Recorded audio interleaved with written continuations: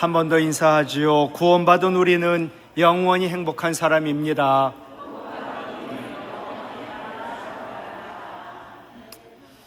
여러분의 삶의 목적은 무엇입니까? 왜 여러분은 사십니까? 삶의 목적이 있든 없든 사람은 분명 말과 행동이 자기가 원하는 목적대로 말하고 행동을 합니다. 삶의 목적에 대한 고민은 수천 년 동안 사람들을 혼란스럽게 했습니다. 삶의 목적이 뭐지? 찾지를 못합니다. 그 혼란한 이유가 삶의 목적이 무엇인가 라는 문제를 해결하는 출발을 우리 자신으로부터 시작했기 때문입니다. 나는 뭘 하며 살고 무엇을 위하여 살까? 이렇게 나 자신에게 초점을 맞추면 나의 삶의 목적을 찾을 수가 없습니다.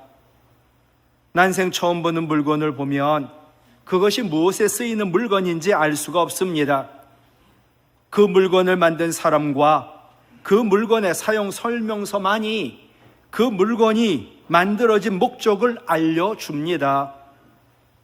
마찬가지로 내 삶의 목적이 무엇인가? 찾기 위해서는 나로부터 출발해서는 안 됩니다. 나를 만드신 분, 창조주 하나님으로부터 출발해야 나의 삶의 목적을 발견하게 됩니다. 왜냐하면 우리는 하나님이 하나님을 위하여 창조하고 만드셨기 때문입니다. 골로새서 1장 16절 같이 읽습니다. 만물이 다 그로 말미암고 그를 위하여 창조되었고 아멘. 만물이 다 우리를 포함하여 주 예수 그리스도 하나님에 의하여 말미암아 창조되었고 주 예수 그리스도 하나님을 위하여 창조되었다라고 말씀합니다. 학문이 삶의 목적을 발견하려고 그 방법을 찾고 학문과 추리와 열심 탐색과 그리고 노력했지만 찾지 못했습니다. 삶의 목적을 발견하는 참된 방법은 하나, 바로 알려주는 계시뿐입니다. 다행히 우리를 만드신 하나님, 우리를 방황하지 않도록 우리의 삶의 목적을 성경에 분명히 명확히 기록해 주셨습니다. 믿는 우리의 삶의 목적은 하나님 영광과 이웃의 유익입니다. 내가 왜 살지? 내가 왜 일을 하지? 하나님 영광을 위하여. 내가 왜 공부할까? 하나님 영광과 이웃의 유익을 위하여. 모든 사람은요, 무엇인가에 이끌려 살아가고 있습니다. 어떤 사람은 원망과 분노에 끌려다니므로 그의 삶은 불행합니다. 어떤 사람은 늘 두려움에 끌려다녀 삶이 감옥 속에 있는 것처럼 늘 두렵습니다. 많은 사람들 물질, 재물, 돈에 이끌려 물질, 재물, 돈의 노예로 삽니다. 많은 사람들은 사람들의 눈을 의식하고 남을 위해 인정받으려고 남에 이끌려가지고 남이 원하는 인생을 삽니다. 껍데기뿐인 인생.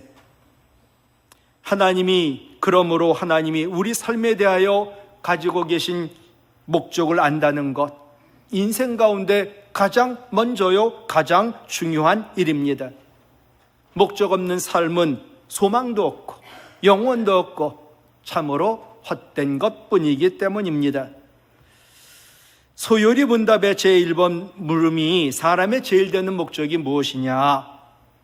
사람인 우리의 제일 되는 목적이 무엇일까? 답은 이겁니다. 하나님을 영화롭게 하고 하나님을 영원토록 즐거워하는 것. 오늘 본문은 해답이지요. 31절 먹든지 마시든지 무엇을 하든지 같일지요 다 하나님의 영광을 위하여 하라. 아멘. 분명합니다. 무엇을 하든지 하나님의 영광을 위한 것이 우리 크리스찬 믿는 자의 삶의 목적이라는 것입니다. 목적이 분명히 있어야 되고 이 목적이 이끄는 삶을 살 때 우리에게는 참으로 유익이 있습니다. 첫 번째로 삶의 목적을 할 때 우리 삶에 의미가 있습니다. 인간은 저 대학 갈 때도 그렇고 졸업하고 직장을 얻을 때도 그렇고 삶의 의미를 찾았습니다. 무엇을 해야 삶의 의미가 있을까? 인간은 삶의 의미를 갖고 살도록 만들어졌지요. 그래서 삶의 의미가 있는 사람은 모든 것을 견딜 수가 있지만, 반대로 삶의 의미가 없는 사람은 그 어떤 것도 참을 수가 없어 인생을 빨리 끝내버립니다. 하나님이 없다면 삶에는 어떤 목적도 있을 수가 없고, 목적이 없는 삶은 의미가 없고, 삶에 의미가 없다면 삶의 중요함이나 소망이 없기 때문에 인생의 가장 큰 비극은 뭐냐? 목적이 없는 삶입니다. 두 번째, 삶의 목적을 알면 우리의 삶은 참으로 단순해집니다. 삶의 목적이 우리를 하여금 무엇을 해야 하고 무엇을 해야 하지 말아야 할지를 명확히 간단하게 해결해 줍니다. 하나님의 영광이지요. 내가 잘못된 곳을 간다. 그건 가지 말아야지. 잘못된 일을 한다. 하지 말아야지. 아주 간단해집니다. 목적이 이끄는 삶은요, 삶의 방식이 단순해지고 또 결단도 굉장히 단순해집니다. 그러니 시간을 낭비할 이유가 없습니다. 세 번째, 삶의 목적을 알 때 삶이 집중이 되고 초점이 맞추고, 그래서 삶에는 강력한 힘이 나타나는 능력 있는 그리스도인이 됩니다. 삶의 목적은 우리의 노력과 시간과 에너지를 그곳에 집중하도록 만듭니다. 넓게 흩어지는 빛은 힘이나 영향력이 거의 없습니다.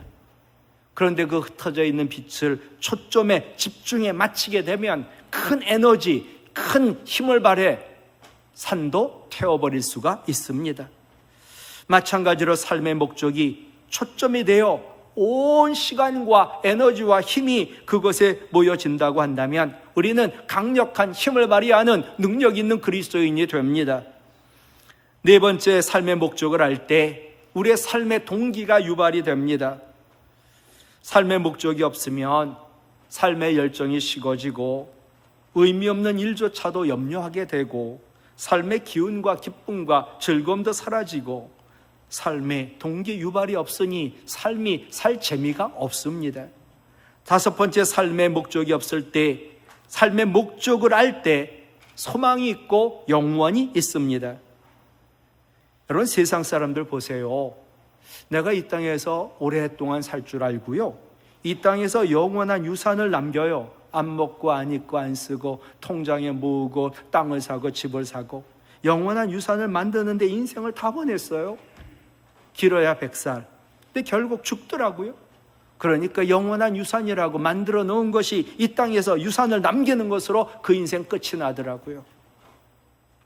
영원한 유산을 남기는 삶이란 천국에 영원히 그걸 가지고 가야 되는 것이고, 안 가져가도 거기에 있어야 되는 거 아닙니까?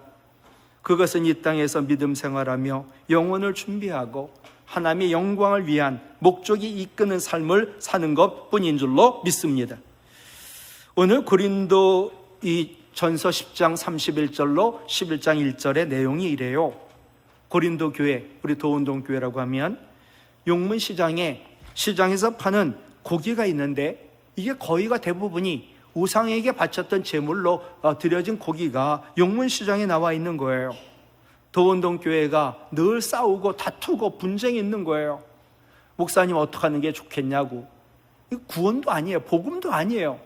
그 고기 먹어도 되냐고, 먹으면 안 되지 않냐고, 저 사람 먹었다고 너는 왜 안 먹냐고 서로들 싸우는 거예요. 고린도 교회 안에 시장에서 팝니다. 우상 제물로 사용했던 고기를. 그걸 먹어도 돼요? 안 돼요? 그것이 고린도 교회의 문제였습니다. 우상 제물을 먹느냐 마느냐, 그 결론은 하나, 하나님 영광을 위하여 먹든지 마시든지 결정해라. 여러분, 우상은 아무것도 아니죠. 그죠? 오직 주님만이 세상의 주인이심을 믿는 사람은 우상 제물에 대하여 거리낌 없어요. 먹을 수 있다. 그러나 남들이 저 도운동교회 교인들이 우상에게 바쳤던 제물을 먹어, 그렇게 시험에 들 상황이라면 먹지 않을 수도 있다. 내가 이웃을 사랑하니까 그들을 넘어뜨리고 시험 들지 않게 하려고 사랑의 법으로 나는 그거 안 먹을 수 있다. 우리가 믿음 안에서 자유함을 누리는 것 좋아요. 그러나 그 자유로 인하여 남에게 해를 끼친다면 자유를 기꺼이 포기하는 것, 그것이 믿는 우리의 마땅한 삶의 도리요, 그것이 하나님께 영광을 돌리는 일인 줄로 믿습니다. 오늘 말씀 이어지는 32절 보시지요. 유대인에게나 헬라인에게나 하나님의 교회나 거치는 자 되지 마라. 여기서 거치는 자라는 헬라어는 걸림돌이 되는 겁니다. 내가 혹시라도 이 도원동교에 들어오는 가운데 통로에 걸림돌이 됐어요? 걸어 들어오다가 목사가 넘어지고 시온 찬양대가 넘어지고, 거치는 자는 걸림돌이 돼가지고 다른 사람 넘어뜨려 상처 주는 거거든요. 우리는 내가 배운 지식과 혹은 율법에 매여가지고 다른 사람을 넘어뜨리는 거치는 자 되는 것, 교회의 쓴뿌리가 되는 것, 그래서 남을 실족해 하거나 남의 마음에 상처를 주는 것, 그것은 우리의 삶이 아니고 그것은 하나님 원하는 목적 있는 삶이 아닙니다. 나로 인해 교회가 은혜롭고 화목하지 못할 망정, 나로 인해 교회가 갈등과 다툼과 불화가 있지는 않은가? 내가 교회에 거치는 자가 되어 하나님 영광을 가리고 있지는 않은가?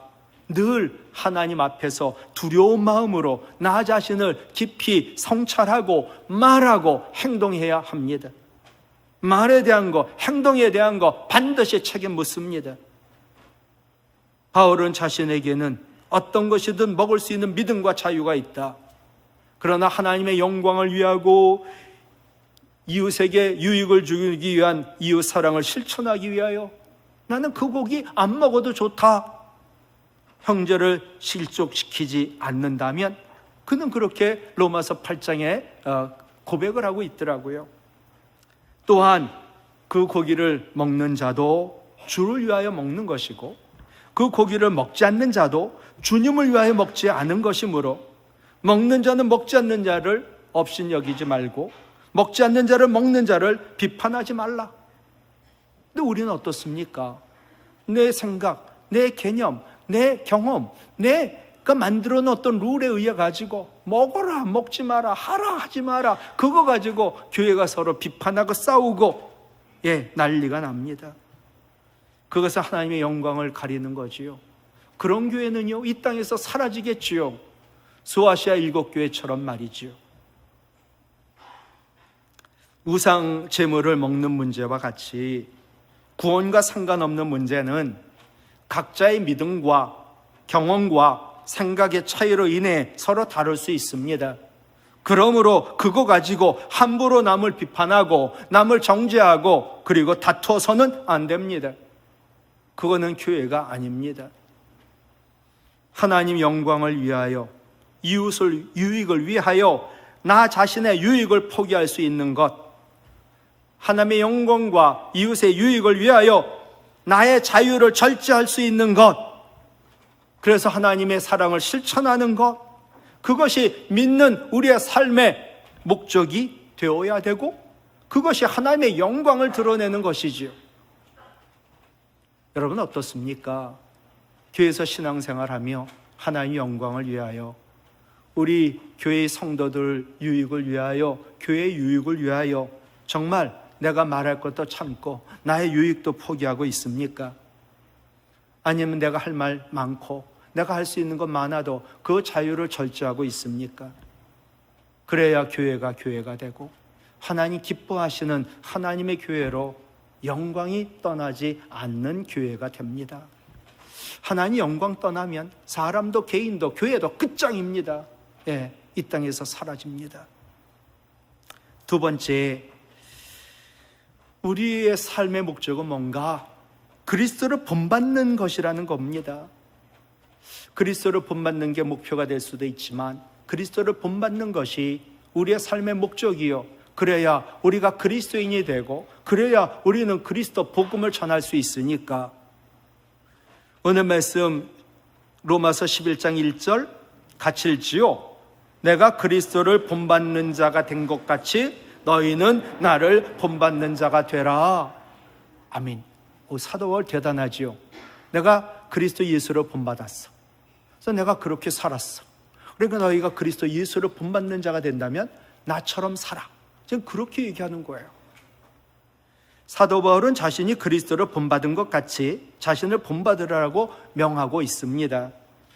이것은 자신의 유익이 아니라 남의 유익, 타인의 이웃의 유익을 구하는 그리스도의 사랑을 따라 행하라라는 말입니다.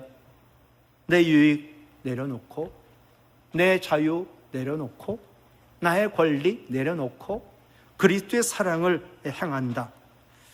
우리가 자기 희생을 기반으로 사랑의 법을 성취해야 하는 이유는 하나, 그리스도의 희생과 그리스도의 사랑으로 우리는 구원받았기 때문입니다.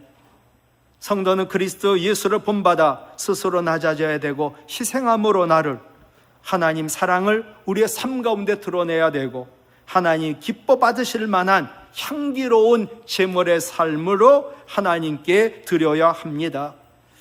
우상 제물을 먹는 문제, 먹을 거 말 거냐? 그거는 하나님 영광을 위하여 하라가 대답입니다. 그러나 하나님의 이름을 욕되게 한다면 나는 그 곡이 단아히 금해야 합니다. 이것은 하나님의 영광을 위한다는 이유로 유대인들처럼 불신자들과 이방인들과 담을 쌓고 살라는 뜻이 아닙니다. 오히려 사도 바울 보세요. 왜 사도 바울이 그리스도로 본받은 나를 본받으라고 했을까? 사도 바울은 보면 불신자들과 교제합니다. 믿는 자들이요, 교회가 좋사오니, 교인들만 좋사오니 여기서만 살고 세상에 안 나가는 거예요. 더럽히지 않겠다고. 이건 안 되는 거지요. 사도 바울 세상에 나아가 불신자들과 교제합니다. 그런데 중요한 거는 그리스도의 정체성을 잃지 않는 겁니다. 내가 세상을 변화시키되 그들로 인하여 내가 영향을 받지 않는 겁니다. 세상에 나가 사는데 사람들은 돈이 최고라고, 아파트 오르기 전에 사야 된다고, 그것도 사도 몇 개를 사야 된다고, 애 교육시키기 위해서는 위장 전입도 해야 된다고, 강남 가야 된다고. 믿음 따로 삶 따로가 아닙니다. 바울은 불신자들과 교제했습니다. 그러나 그들로 인하여 변하지 않고 그리스도인의 정체성을 잃지 않고 그들에게 삶으로, 말로 복음을 전했습니다. 우리가 세상을 변화시켜야지. 세상이 우리를 변화시킨다면 그 교회는 교회가 아닙니다.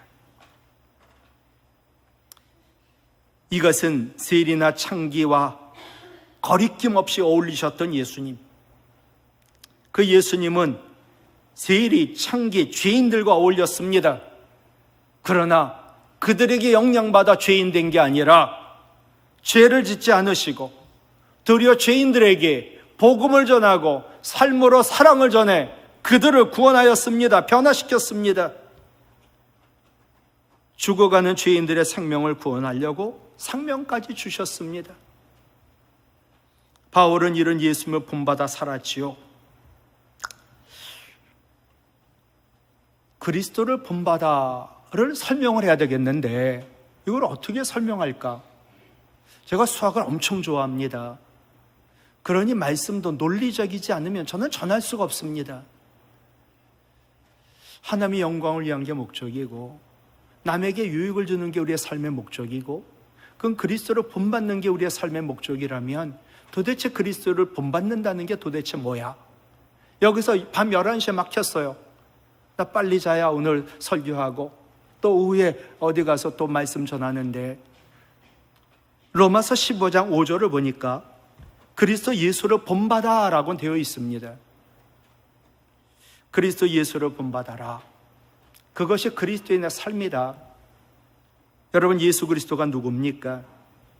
성육신한 하나님이시잖아요. 우리 사람이, 인간이, 몸을 지닌 자가 본받아야 될 표준이고 모범이잖아요. 바울은 예수로 짓고 예수로 살며 철저하게 예수 그리스도를 본받아 살았습니다. 그 결과 바울은 진정한 하나님의 종이 되었고 하나님께 영광을 돌리는 삶을 살았습니다. 그가 전하는 그리스도 예수를 본받는 삶은 무엇일까? 그리스도 예수를 본받는 삶이 사도 바울은 로마서 15장에서 먼저 1절이에요. 믿음이 약한 자의 약점을 담당해라. 교회 보니 나는 많이 배웠지요. 나는 똑똑하지요. 경험 많지요. 저 이 집사는 가방끈도 짧지요. 배운 것도 없지요. 나보다 논리적이지 못하지요. 그러니 그 사람 보면 늘 약점만 보이고 그를 무시합니다. 그거는 그리스도 예수를 본받는 게 아닙니다.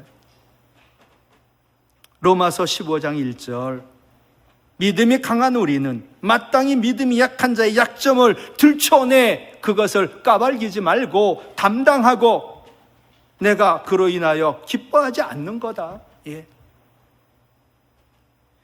여러분, 그리스도 예수를 본받는 자는요, 우리 죄악과 우리의 약점과 질고와 모든 걸 담당하신 예수 그리스도처럼 믿음이 약한 자의 그 약점을 내가 다 담당하고 그것을 감싸주고 그의 믿음을 업그레이드 시키도록 하는 게 그리스도 예수를 본받는 거예요. 1절에 마땅이라는 헬라어가 나오는데 빚지다 해야만 한다라는 뜻이거든요.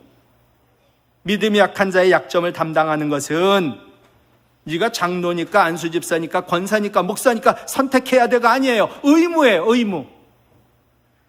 여러분 보십시오. 믿음이 약한 분들 많으세요. 그 약점을 들춰내는 게 아니라 내가 담당하여 그를 믿음을 올리도록 강해지도록 하는 것이 예수 그리스도를 본받는 거지요. 예수님은 우리의 약점을 담당하시려고 이 땅에 오셨습니다. 제일 큰 약점인 우리의 죄를 담당하셨고 제일 아픈 우리의 병을 짊어지셨고 부끄러운 우리의 허물과 받을 저주를 담당하셨지요. 우리가 믿음 약한 자의 약점을 담당하는 일은 그리스도 예수를 본받는 일일 뿐만 아니라 궁극적으로는 하나님을 기쁘시게 하는 일이기 때문에 믿음이 약한 자의 약점을 감당하는 것이 공동체인 우리 교회의 덕을 세우는 것이요, 평안히 든든히 세워가는 것입니다.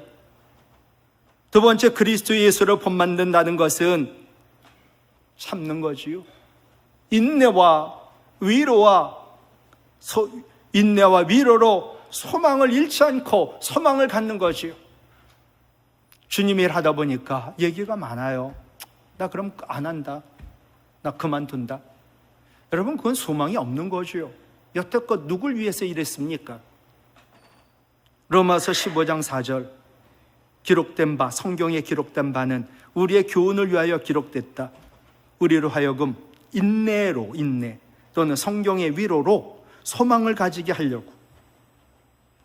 여러분, 주님의 일 하다 보면 정말로 어려운 일 많습니다. 왜 내가 그 욕을 먹어야 합니까? 바울은 시편 69편 9절을 인용한 겁니다. 하나님 일 하다 보면 내가 정말 시간 쏟고 정성 쏟고 내가 얼마나 열심히 일했는데 사람들의 비난과 반대에 부딪혀가지고 오해와 중상과 모략과 상처를 받게 되지만 네가 진짜 그리스도 예수를 본받는다면 인내해야 된다. 그리고 소망을 놓아서는 안 된다. 소망을 끝까지 가져야 된다. 저는 그래요. 인내가 없으면요, 소망을 이룰 수가 없어요. 위로가 없으면요, 소망을 가질 수가 없어요. 참 좋은 말 아니에요? 인내 없으면 소망을 이룰 수 없고 위로 없으면 소망 가질 수 없습니다. 우리 예수님 인내와 위로로 소망을 이루신 분, 그래서 우리를 구원하신 분이세요. 그러니 우리도 그리스도인이니까 예수 그리스도를 본받는 거니까 무슨 일이 있어도 인내하고 성령 말씀으로 위로를 받고 소망을 잃지 말아야지요. 소망을 가져야지요. 그것이 그리스도 예수를 본받는 것이지요. 세 번째, 그리스도 예수를 본받는 게 뭘까? 로마서 15장 5절이에요. 서로 다 달라요. 근데 서로 뜻을 같이 해요. 그래서 화합과 일치를 이루는 것, 그게 그리스도 예수를 본받는 거예요. 로마서 15장 5절, 계속 로마서 15장 1절로 4절부터 그리스도 예수를 본받는 것에 대한 말씀을 전하고 있어요. 이제 인내와, 4절에서 인내와 위로의 하나님이 너희로 같이 읽을까요? 그리스도 예수를 본받아 서로 뜻이 같이 하여 주사. 예. 그리스도 예수를 본받는 자는요, 자기 주장만 고집하지 않아요. 남의 의견 무시하지 않아요. 양보해요. 그래서 뜻이 다 다른데 뜻을 같이 모아요. 그래서 화합과 일치를 이루어요. 그게 그리스도 예수를 본받는 교회예요. 그런 교회만 이 땅에 살아남을 수가 있어요. 그러나 쉽지 않지요. 그리스도 예수를 본받아 서로 다른 뜻이 같게 되려면 모두 다 날마다 죽어야 돼요. 그런데 이것이 사랑이더라고요. 토마스 아킨퍼스는 그리스도를 본받아라는 책에서 사랑 없으면 목사든 무엇이 누구든 그 모든 사역이 아무 소용이 없다. 그러나 사랑으로 행해지는 것은 무엇이든 세상에서 보기에 아무리 보잘것없고 미비해 보인다 할지라도 반드시 열매 맺는다. 그것도 온전한 열매를 거둔다. 왜냐하면 하나님은 내가 얼마나 많은 일을 하느냐 보다, 하나님 일 많이 한 거 보지 않아요. 얼마나 많은 사랑을 가지고 일을 했느냐. 그러니까 사랑 가지고 한 일만 하나님이 일이라는 거예요. 그것을 보시고 중요시 여기기 때문이다. 사랑 가진 사람만이 많은 일을 한다. 여러분, 우리 예수 그리스도를 보세요. 하나님의 영광을 위하여, 하늘의 영광을 위하여 하늘 보좌 버리고 이 땅에 오셔가지고 우리 죄인, 우리 대신 십자가 고난 받으시고 죽으셨어요. 이것은 죄인된 우리의 구원과 유익을 위하여 당신을 희생한 하나님 사랑이었지요. 그리스도께서는 성육신과 십자가 죽음을 통해 하나님의 사랑을 우리에게 분명히 보여주셨습니다. 그리고 늘 말씀하시지요. 그리스도 자신이 우리를 사랑하신 것 같이 우리도 서로 사랑하라고. 하여튼 우리 사랑은요, 상대방에게 매력이 있어서 그냥 하게 되는 거예요. 저 권사님 좋더라고요. 나한테 잘하니까. 엄청 그 권사님이 나한테 잘해주시더라고요. 나 저 집사님 좋아요. 얼마나 매력적인지. 사랑의 이유가 다 상대방에게 있어요. 하나님 사랑은 완전 달라요. 사랑이 나에게 있는 거예요. 그 집사님 정말 싫어요. 늘 나한테 뭐라고 하더라고요. 늘 내 이야기를 씹더라고요, 뒤에서. 그런데 사랑이 뭐예요? 사랑이신 주님 내 안에 계시니까 내가 사랑하고 싶지 않은 사람을 사랑하는 거, 그게 하나님 사랑, 그리스도의 사랑이거든요. 그래서 칼 바르트라는 신학자는 하나님 사랑이란 사랑받을 만한 자격이 없는 자를 사랑함으로, 사랑받을 만한 사람으로 창조하는 사랑이 하나님 사랑이라 말을 했지요. 우리 모임에서도 나 저분 싫어요. 사랑할 수 없어요. 그런데 그리스도가 사랑이기 때문에 내가 그를 불쌍히 여기며 서로 사랑하는 것, 그것이 예수 그리스도를 본받는 것이지요. 그리스도를 본받는다는 것, 그리스도 예수가 우리를 사랑하신 것처럼 우리도 그리스도의 사랑으로 서로 사랑하는 것입니다. 제가 21년 목회했습니다. 여러분이 그리스도를 본받아 저를 사랑해 주심으로 여기까지 왔습니다. 사랑은 베드로전서 4장 8절이지요. 같이 읽어요. 사랑은 허다한 죄를 덮느니라. 아멘. 특히 가까운 우리 장로님들, 저 허다한 죄를 다 들춰냈다면 저 목회 못했을 겁니다. 잠언 10장 12절 같이 읽어요. 사랑은 모든 허물을 가리느니라. 여러분들이 제 모든 허물을 사랑으로 가려줘가지고 제가 여기까지 왔습니다. 고린도전서 13장 2절 같이 읽을까요?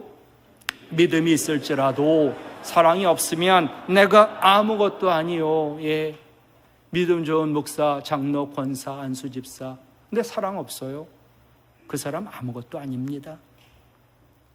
말씀을 마칠게요. 우리의 삶의 목적이 하나님의 영광을 위하고 이웃에게 유익이 되고 그리스도를 본받는 것이 되어 이 목적이 이끄는 삶을 살아 우리에게 삶의 의미가 있고 우리의 삶은 단순하나 강력한 힘이 있고 영원한 소망과 영생이 있는 우리 성도와 교회가 되어 하나님의 영광이 떠나지 않는 우리 교회 되기를 주님의 이름으로 부탁을 드립니다.